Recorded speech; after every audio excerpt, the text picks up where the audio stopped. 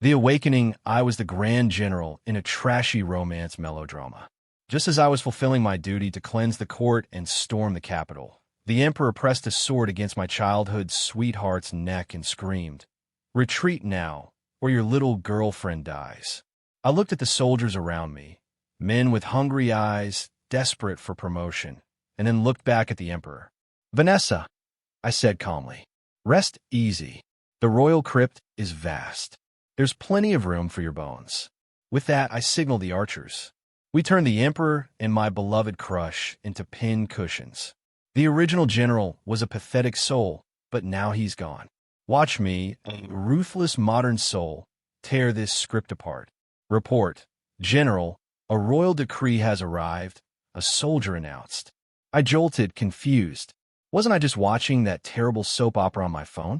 I remembered getting so angry at the screen, watching the general give up his army for a woman who despised him, only to be executed by 1,000 cuts that my blood pressure spiked. I must have stroked out right there. The second episode was supposed to be a rebirth arc. I thought the general would seek revenge. Instead, the first thing he did was find his crush and warn her away from the crown prince. He spent the whole second life being abused all over again. That's when I coughed up blood and died. I should have skipped season 2, I muttered. I opened my eyes. I was in a military tent, flanked by 2 men who looked like my advisors. A sharp pain shot through my skull, followed by a flood of foreign memories. I had transmigrated. I was now inside the show, inhabiting the body of the very general I had despised. A soldier knelt before me. "High Steward Peter brings the decree." I composed myself. "Let's hear it." Moments later, a finely dressed eunuch strutted into the tent. "Audacious General Kane, why do you not kneel before the royal decree?" I sneered internally. This castrato has no stones, yet he has the gall to act tough. "Guards," I roared.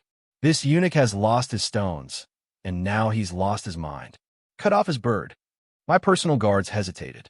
The old Kane had always been submissive to the crown prince's lackey. Why the sudden violence? But military orders were absolute. They grabbed Steward Peter and began dragging him out. "Kong, you dare? I am a crown prince's confidant, the future Lord Chamberlain." Peter shrieked. I raised a hand, signaling them to pause. I looked at Peter's 2 attendants. "He says he's the future Lord Chamberlain. I say he's dinner for the hunting dogs. What do you think?" One of the young attendants puffed up his chest. "Oh, Steward Peter is second only to the king. Kneel and apologize, or else." Flack! Before the kid could finish, his head was separated from his shoulders. A fountain of blood sprayed into the air as the body collapsed. "Ah!" The other attendant screamed, holding my dripping sword. I turned to the survivor. What do you say?" This one was smarter. "He's dog food. He's definitely dog food." I smiled, satisfied. "Gut him. Chop him up. Feed him to the hounds." Peter's begging fell on deaf ears. A moment later, a scream echoed from outside. The future Lord Chamberlain took his ambitions straight into the belly of a mastiff. I wiped the blood from my blade. Transmigrating felt good.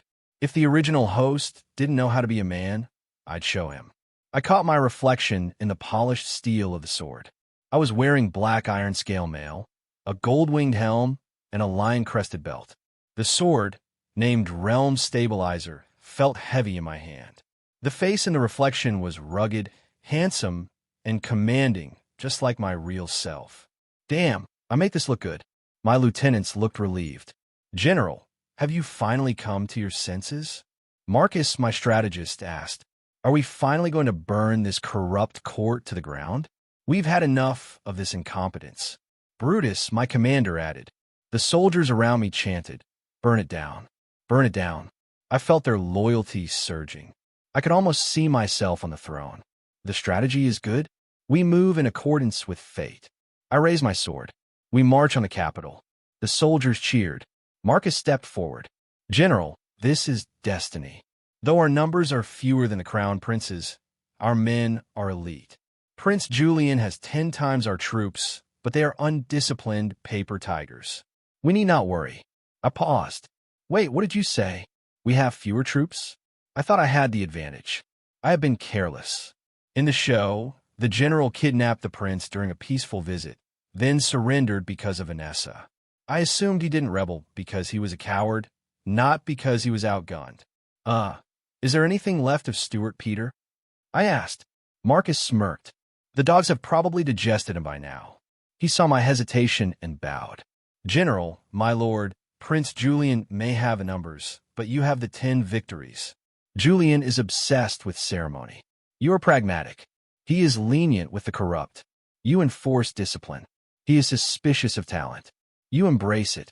Therefore, defeating Julian will be effortless. I listened to Marcus's passionate speech. This is just motivational fluff. I thought he was just telling me to believe in myself, but I couldn't undermine morale. Marcus's brilliant analysis. The tyrant and the muse in the capital's hall of mental cultivation. Crown Prince Julian was reviewing petitions while Vanessa ground for him, occasionally feeding him a grape. Julian, darling, open wide, Vanessa purred. Julian had recently taken power from the dying king. He was drunk on authority, holding the world in one hand and a beauty in the other. This is the life, he mused. A panicked servant rushed in. Your Highness, bad news. Pip just returned. Steward Peter and his entourage were ambushed by bandits. They're all dead. What? All of them? Then how did Pip get back? Julian roared. He says General Kane arrived just in time to save him, the servant replied. Julian slammed his fist on the desk. It was Kane. That traitor killed my men. I'll strip him of his command and hack him to pieces. Write another decree. Send Pip back outside. Pip the unicorn was shaking. There have been 108 people in that convoy. I had chopped up everyone but him. The prince is going to get me killed. Pip prayed silently. Grandma, watch over me. The servant came out with good news. Pip, the prince isn't blaming you. He's sending you back to read the decree yourself. Pip's face turned green. This wasn't a delivery mission. It was a suicide mission. The messenger at General Kane's fortress. Marcus was organizing grain and troop movements. I realized that starting a war required months of logistics. I had inherited the general's muscles, but not his brain. Or maybe I never had one. Report. Another decree. I waved my hand at Brutus. Kill them all. Leave one to report back. Brutus took his elite squad and slaughtered the envoy. Pip crawled out from under a pile of limbs, screaming, "Don't kill me. I'm the messenger. I came last time."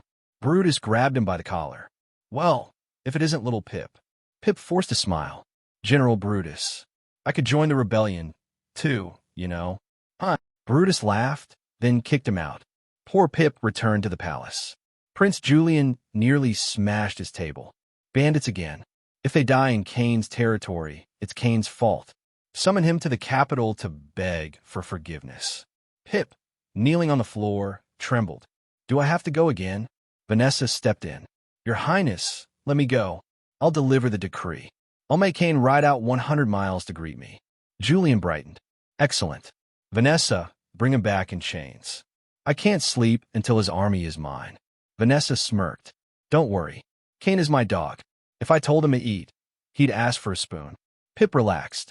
Everyone knew General Kane was the ultimate simp for the capital's top beauty, the simp destroyer.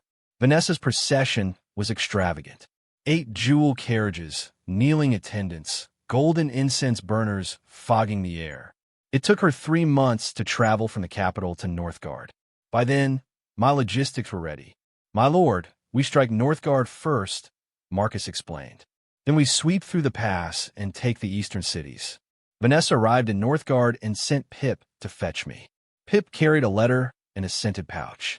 Feeling safe, he knew Kane would do anything for Vanessa. Pip marched into my fortress. General Kane, I bring gifts from Lady Vanessa. My generals frowned. Vanessa was their nightmare.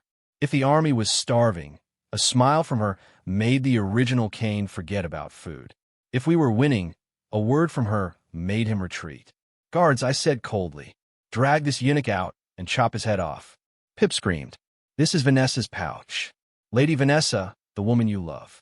I flip my sleeve. Everyone else brings gold or silver. You bring me a bag of potpourri and a piece of paper. Are you visiting a grave? The guard dragged him away. Pip frantically emptied his pockets. Wait, I have money. 2,000 silver coins. All for you. I smiled. Why didn't you lead with that? Stop, I said. Master Pip has come a long way. Give him a seat. Pip slumped, weeping over his lost savings. I thought you didn't care about Lady Vanessa anymore. Pip whimpered, offering the letter again. I sipped my tea and pushed the items back. Too valuable. I can't accept it. Next time, bring cash.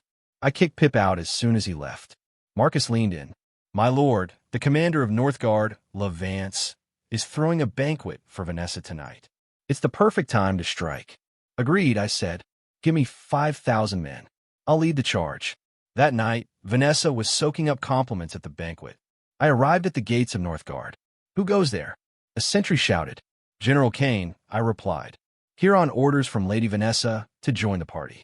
The sentry knew Pip had visited me, so he opened the gates. As soon as we were in, I drew my bow and put an arrow through his throat. My troops swarmed the walls. The banquet of blood.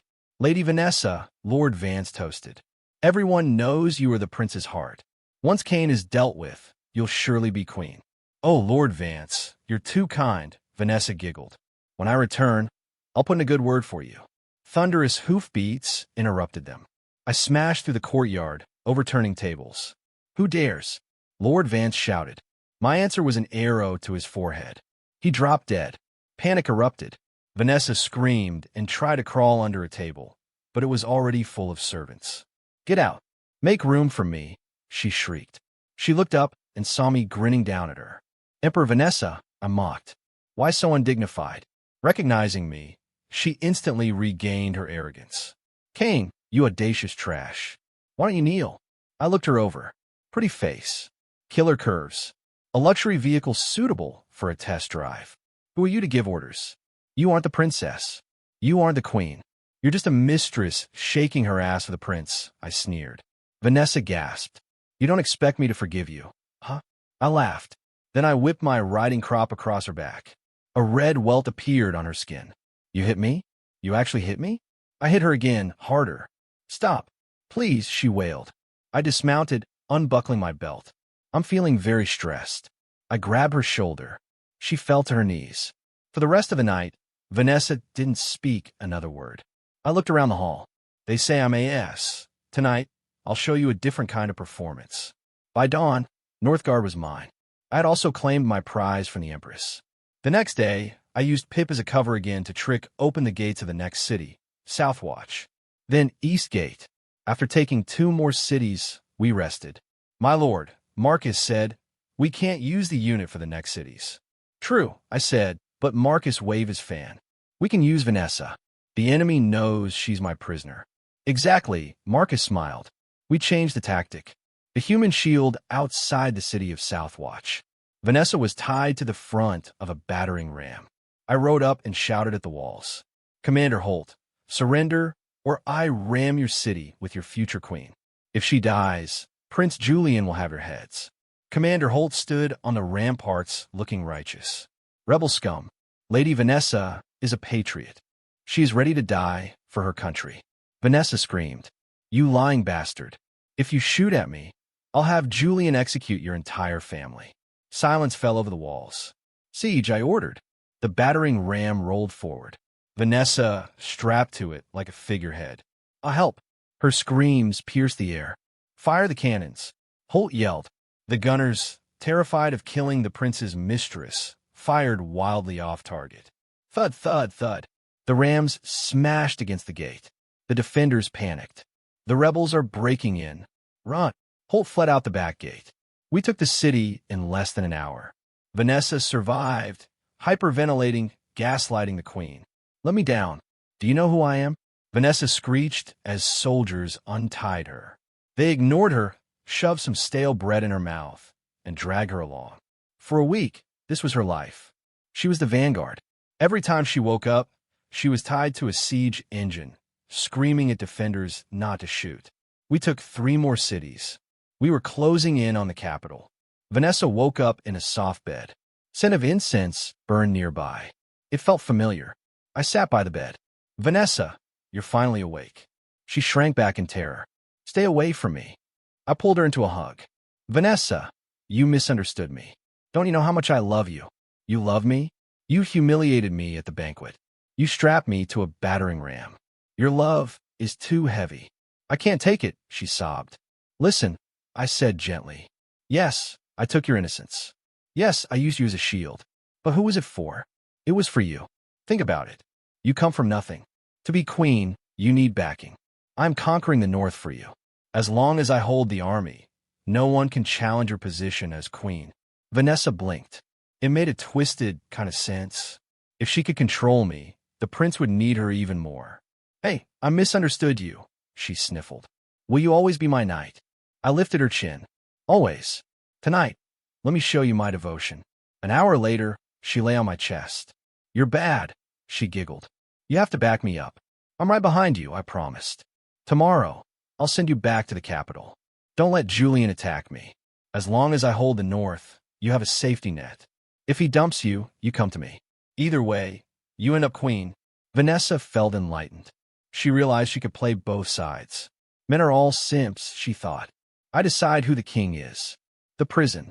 Vanessa returned to the palace, expecting a warm welcome.